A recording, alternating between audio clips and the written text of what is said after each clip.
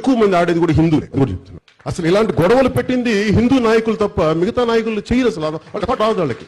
అసలు ఇలాంటి గొడవలు పెట్టింది హిందూ నాయకులు తప్ప మిగతా నాయకులు చేయరు. అసలు రాదు వాళ్ళకి. నిజంగా మన ఈ మధ్యన గోమాంసం గురించి లేదంటే బీఫ్ గురించి ఇంత గొడవ జరుగుతూ ఉంటే నాకు అనిపించింది, బీఫ్ తినాలి అంటే నేను తిని ముందుకెళ్తాను తప్ప దాన్ని వేరేలా చేసుకోనని. అంటే తిండి ఏది తిన్నామని కాదు, నిజంగా మరి తిండి శాకాహారమే తింటే అందరూ గొప్ప వాళ్ళు అయిపోతారంటే మరి గుజరాత్ లో గోద్రా ఘటన ఎందుకు జరిగింది? నాకు ఎందుకు జీసస్ క్రైస్ట్ ఇష్టమో చెప్తాను. ఒకసారి ఇక్కడ నా డైరీలో రాసుకున్నాను.